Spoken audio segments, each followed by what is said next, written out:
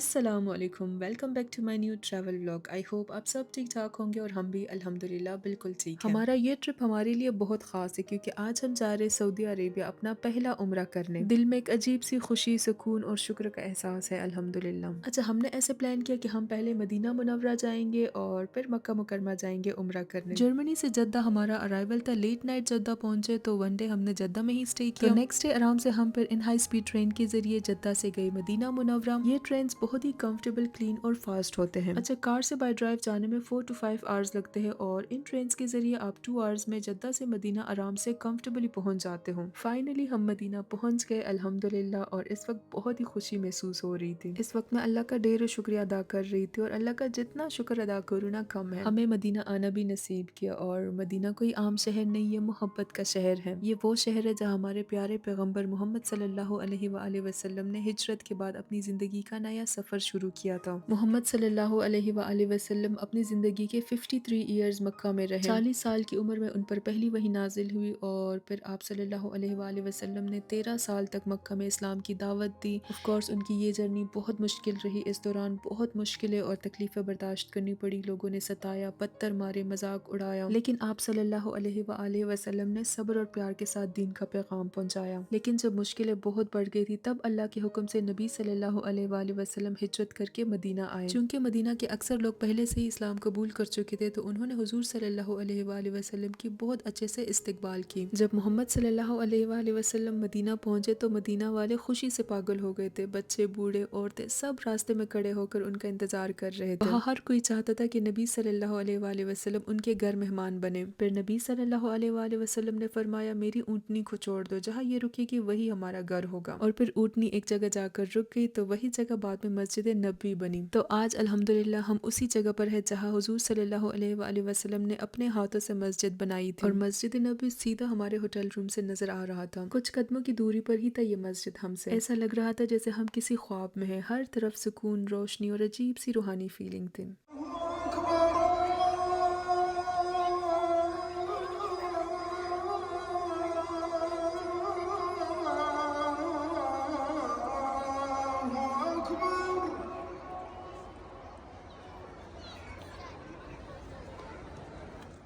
हमने तकरीबन हर नमाज बाजमात मस्जिद नबवी में ही पढ़ी। हर दफ़ा जब मस्जिद की तरफ जाते थे ना तो दिल में एक अलग सी खुशी होती थी। दिल करता था ज़्यादा से ज़्यादा वक्त यही गुजारे क्योंकि पता नहीं दोबारा कब बुलावा आए।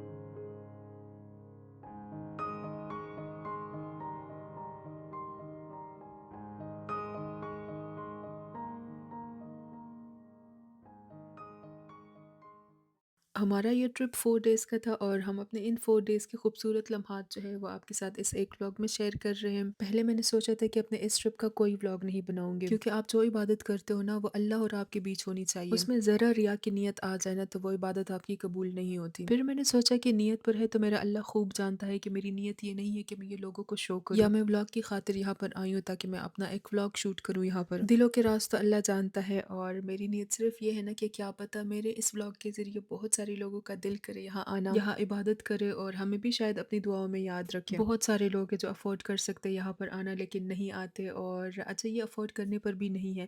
अगर आपके दिल में आए ना और आप दिल से अल्लाह से दुआ करें ना कि मुझे यहाँ पर बुला ले तो अल्लाह ज़रूर बुलाते हैं। यहाँ इतना सुकून और इतनी खुशी है ना कि अगर आप एक दफ़ा यहाँ पर आओगे ना तो आपका दिल बार बार यहाँ आने को करेगा, और यहाँ हर की गई दुआ जिसमें आपकी खैर हो ना वो अल्लाह ज़रूर कबूल करते हैं। मदीना में आकर सबसे पहला काम जो मोहम्मद सल्लल्लाहु अलैहि वसल्लम ने किया ना वो ये मस्जिद نبی کی تعمیر کا تھا۔ انہوں نے خود اپنے ہاتھوں سے اس مسجد کو بنایا۔ یہ صرف عبادت کی جگہ نہیں ہے بلکہ یہاں سے اسلام کا نظام چلا، لوگوں کو تعلیم دی گئی اور یہی سے محبت اور بھائی چارہ پھیلایا گیا۔ مدینہ والوں کو انصار کہا جاتا ہے، یعنی مدد کرنے والے، اور ان کو اس لیے انصار کہا جاتا ہے کیونکہ جب مہاجرین آئے تھے مکہ سے، انصار نے اپنے گھر، اپنی زمین اور اپنی روزی سب کچھ ان کے ساتھ شیئر کیا۔ ایسی محبت اور ایسی قربانی کی مثال دنیا میں اور کہیں نہیں ملتی۔ اچھا، اب ہے ہماری اسٹے کا تیسرا دن، اور یہ بہت ہی ایموشنل دن تھا کیونکہ آج کے دن ہم روزے رسول صلی اللہ علیہ وآلہ وسلم پر حاضری دینے گئے۔ یہ وہ جگہ ہے جہاں ہمارے پیارے محمد صلی اللہ علیہ وآلہ وسلم آرام فرما ہے، یعنی ان کی قبر مبارک ہے یہاں پر۔ اچھا، اکثر لوگ جو ہے نا وہ روزے رسول صلی اللہ علیہ وآلہ وسلم تک نہیں پہنچ پاتے، راستہ بھٹک جاتے، تو ان کے لیے یہ ویڈیو بنائی ہے میں نے۔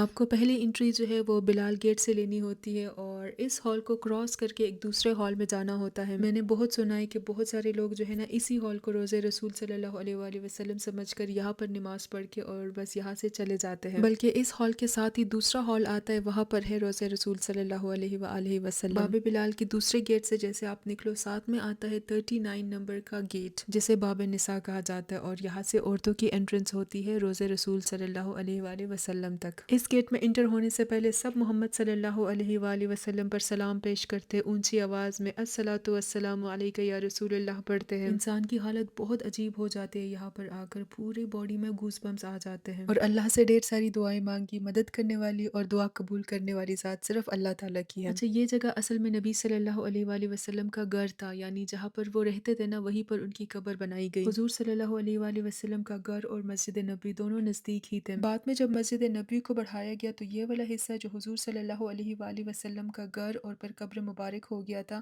تو یہ حصہ بھی مسجد نبی کے اندر آ گیا۔ اور حضور صلی اللہ علیہ وآلہ وسلم نے یہ بھی فرمایا ہے کہ میرے گھر اور ممبر کے درمیان جو جگہ ہے وہ جنت کے باغوں میں سے ایک باغ ہے، یعنی ریاض الجنہ کو جنت کا باغ کہا گیا ہے، اس لیے یہاں دعا کرنا اور نماز پڑھنا لوگوں کے لیے بہت خاص ہے۔ اور حضرت ابو بکر رضی اللہ عنہ اور حضرت عمر رضی اللہ عنہ جو نبی صلی اللہ علیہ وآلہ وسلم کے سب سے قریبی دوست تھے، ان کو بھی انہی کے ساتھ قبر مبارک ملی، تو اس لیے یہ جگہ بہت زیادہ مقدس مانی جاتی ہے۔ اچھا، یہاں زیادہ دیر تک رکنے کا وقت نہیں ملتا کیونکہ بہت زیادہ لوگ آتے ہیں، جتنا وقت بھی ملتا ہے نا بہت ہی یادگار لمحے بن جاتے ہیں۔ اچھا، مسجد نبی میں جو پانی ٹیپ سے آتا ہے نا، یعنی یہ والا پانی، یہ زمزم نہیں ہوتا، لیکن بہت سارے لوگ اسے زمزم سمجھ کر پیتے ہیں۔ زمزم کا پانی پریئر ہالز میں یعنی اندر ترمس جیسے کنٹینرز میں رکھا جاتا ہے اور ان پر لکھا بھی ہوتا ہے زمزم، اور باہر ٹیپ سے جو آتا ہے نا وہ نارمل ڈرنکنگ واٹر ہی ہوتا ہے، مطلب زمزم جہاں بھی ہوگا نا تو ان پر لکھا ہوگا کہ یہ زمزم واٹر ہے، نہ لکھا ہو تو سمجھ لے کہ وہ نارمل ڈرنکنگ واٹر ہے۔